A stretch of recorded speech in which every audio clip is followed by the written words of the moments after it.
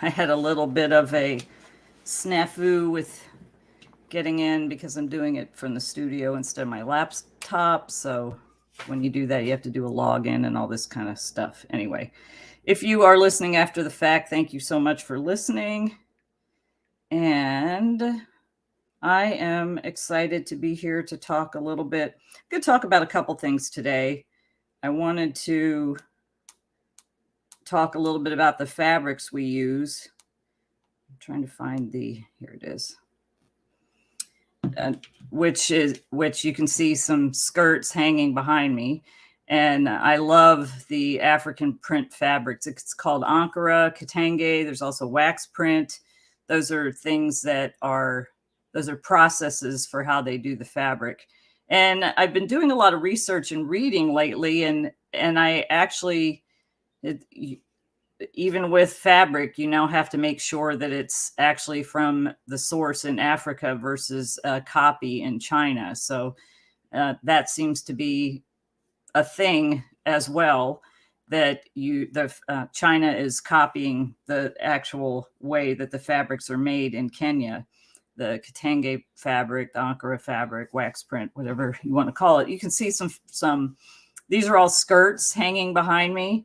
This one here is one of my favorites. It's a 3-tier skirt made by Bintia. Bintia is part of our team who she takes care of the street kids that we sponsor. And actually, we just got one sponsor that's probably going to take care of one kid's, maybe half their care for the year. So if you're interested in sponsoring a kid, you can get in touch with me. We have 2 street kids that we full out sponsor.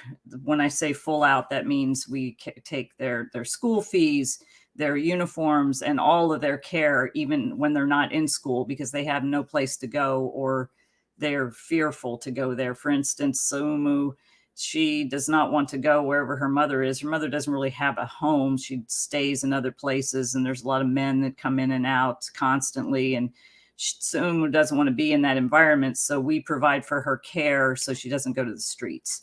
So we have 2 kids like that, and we have, I think, 5 to 7. I have to look. Layla just sent me the information for we're sponsoring for school fees and uniforms of kids that live in the Kipsongo slum with the main group of ladies that we work with. So if you want to sponsor any kids, if you're interested in doing that, you can go to basketsandbeadskenya.org. Some of the funds that we are raising on our fundraiser for our upcoming trip will go to cover some of those fees and some of the things that the kids need. So this is the fundraiser. If you have not donated $20, $5, $100, any amount will help. $1,000 if you have an organization or a company that donates to causes, I'd love to speak with you, or I'd love to come to speak to your group. And that would you can get in touch with me at eldana@basketsandbeadskenya.com, or you can private message me. If you're watching this on Facebook, you can send me a inbox message and I'll get back to you. But this is the website for our fundraiser. It's givesendgo.com/G like golf 2 Juliet Echo Echo. That's G2 JEE golf 2 Juliet Echo Echo. Obviously using the military alphabet there. So I'll talk more about that at the end. But these, so Bintia went to fashion design school, and she makes skirts that we have them in Fairtrade Long Beach because we don't get that many of them, and they go pretty quickly. I haven't put them online. You can get a custom. This is a beautiful 3-tier skirt, and it's a really cool style.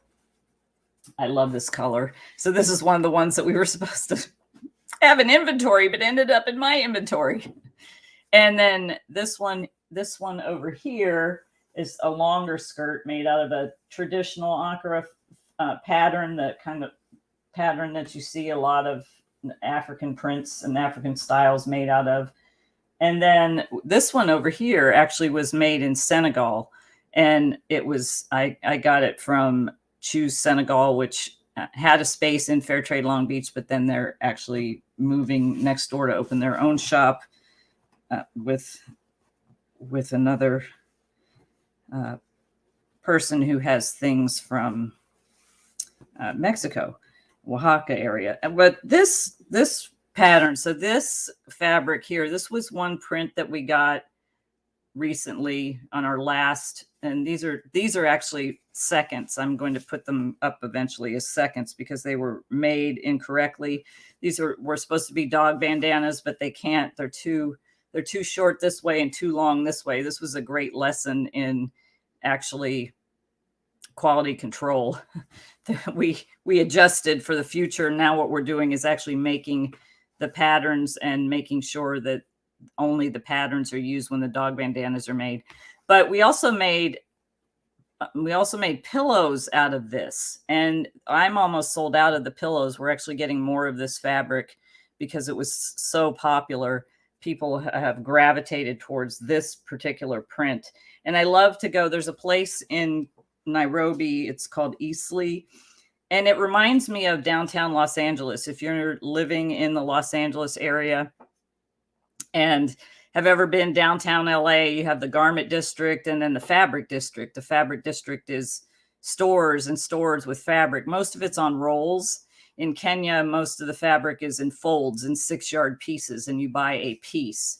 And this is one of the ones that we saw when I was there in June last year, and I was like, this is beautiful. It's just beautiful.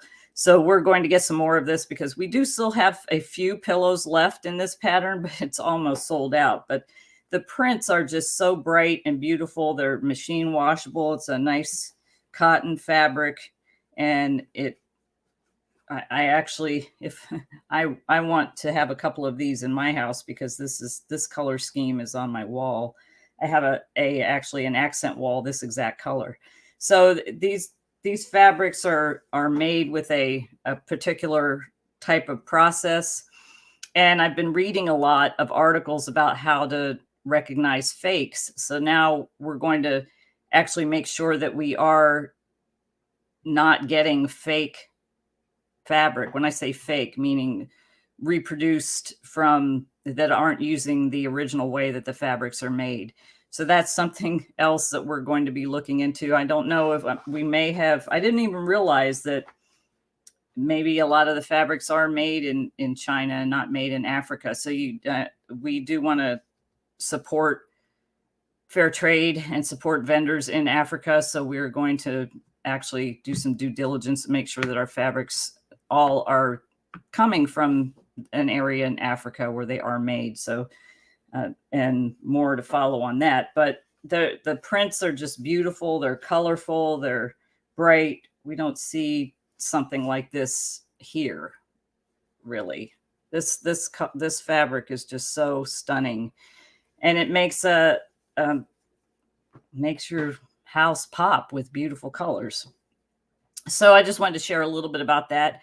And something else I wanted to share about this morning, I wasn't going to, it's interesting, life things come up, and then I like to share about those because of the fact that somebody else may be going through this. And my pastor says, don't waste your pain or don't waste your experiences. Share those with somebody because somebody else may be going through something like that. And I recently had a situation happen where I had to set a boundary with a friend. And I came across, it's on my Instagram. And if you're listening on the Facebook page, it's down. I just posted this morning. If you aren't clear about your boundaries, they're merely a suggestion. Excuse me. So if you're not clear about what your boundaries are, then people will assume that they don't exist or they aren't there, or they aren't enforced, or you don't have any in that particular regard. And this friend did something that was way beyond my boundaries, so much so that it actually triggered a response in me because of things that has happened to me in the past. And rather than go into detail, I'm not going to go into detail about it, but I had to do something to set a boundary. And I basically took my power back. And when somebody crosses your boundaries, you need to look and see, okay, what led up to this? What led up to make it okay for this person to step over this line and do this thing? Even though I said, don't do this, don't do this, don't do this, in I think 3 different ways. And they did it anyway. And I was actually on a live recording and there was nothing I could do about it. And I had to attempt to hold my expression because I was being recorded live. We were on a live podcast and I had to attempt, while my insides were feeling kind of ripped apart, I had to hold a facial expression and go through the rest of the interview as if nothing was going on. That, if you've ever done something like that, whether you're speaking or you're like on a live like this, it was actually a live just like this. And I had to hold my expression. I couldn't do anything about the situation until after the fact. And it really messed me up inside because there's been some things happen in my life in my past that every now and then you get triggered, and it triggered a response in me. And I had to make some moves to make sure that that never happened again. And I've actually pushed this person back out. Not that they're completely out of my life, but they're pushed pretty far back because I'm like, okay, this isn't right. I need to take care of me. And then I needed to look at, and this is something else. If somebody violates a boundary or crosses a boundary, you have to look at your side of the street. Okay, what did I do that led up to this? Where did I do something that made it okay for that person to do what they did? And I looked and I thought, well, there were some other things that I mentioned that would make me uncomfortable, but then they continued to do it anyway. And then I just said, well, okay, I should have stopped this way back here so this situation wouldn't have happened. I know I'm kind of talking around it. I don't want to share exactly what happened. Like I said, it was a friend. And whether it's a friend, a relationship, family member, you have to be clear on your boundaries. And if you aren't clear, like it said in the thing I just shared, that's merely a suggestion for people to do whatever they want. And there are some people that will do whatever they want, no matter what you do or say. And sometimes you have to move those people out completely. I was in, I wouldn't say in business, I was exploring being in business with somebody many, many, many years ago. Like, I think it's probably over 10 years ago. And that person was had a lot of crazy behaviors. They would just crazy behaviors. And I thought, okay, well, maybe this is just a one-off thing. But then it happened a couple more times, and I was like, oh, okay, no, we got to stop this.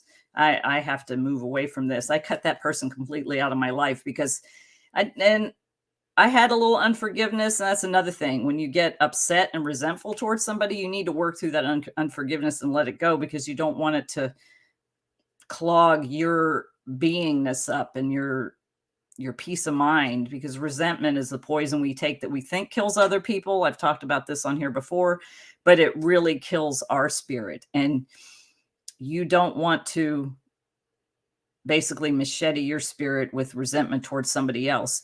But for that person, I was like, okay, I can't even have you in my life because you are not healthy for me. Your behaviors are not healthy. I can forgive you for those things, but there's too many of those that show me that you will do that again. Now, that's not to say that maybe somebody goes off or acts a fool or whatever, because a lot of people right now, there's been actually some studies to show that a lot of people right now, because of COVID, their brain chemistry and the way we function and operate have changed to where we have really short fuses. And I've had situations where I have said things and I've had to retract and say, I'm sorry, but that's not who I am.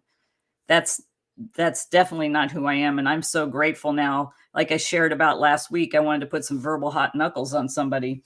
And that may have been who I was before, before I did a lot of work on myself, but now I'm not that person. And I can step back and look at things and then respond with calmness and coming from a place of positivity and a place of strength instead of a place of anger and weakness and in a destructive way. And I've experienced, like I was talking about last week, if you didn't hear that, you can go back and look at it. If you're on Facebook, it's further down, it's on YouTube, it's on Anchor.fm on the Baskets and Beads channel. I talked about how somebody basically came at me for 10 minutes over the phone. And I do have an update on that. So last week, I'll just share a brief little bit about that. I had somebody from my job call me up and basically rip me apart for something that I didn't know was required. Now that I've done some research, because think like a negotiator strategy, verify the facts. I'm always going to verify the facts on something. So I've set about what she was dogging me out about. I've set about to look and find out, okay, I want to see where it says this, where I missed this, or where I didn't know about this, because she made the comment that I was oblivious to something that was required, and it's not my fault that I'm oblivious. Interesting choice of words.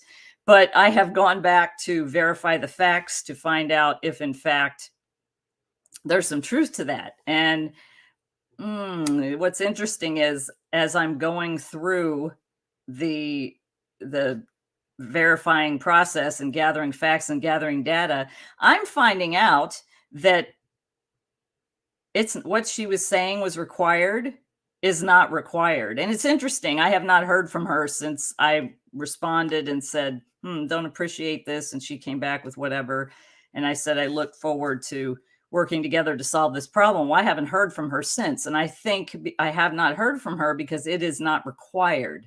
And if in fact I find factually that is not required, I am going to say something further, because if she now knows it's not required and she hasn't come back to me to apologize and make it right for dogging me out for something that she didn't verify the facts on, I'm definitely going to bring it up. But that's something about being clear with your boundaries and making sure that they're not merely a suggestion. What I did last week with her was I was setting a boundary, like, you're not going to talk to me that way. I'm sorry. I'm not sorry, but I'm like, excuse me, you're not going to talk to me like this. And the way I figure, the way she was talking to me, she's talked to other people like that, because people don't do that typically one off. Sometimes you do if you get upset in the instant. That happens. You get upset in the moment and you just react. That happens. But a lot of times people do that, and that if she was doing it in front of her coworkers.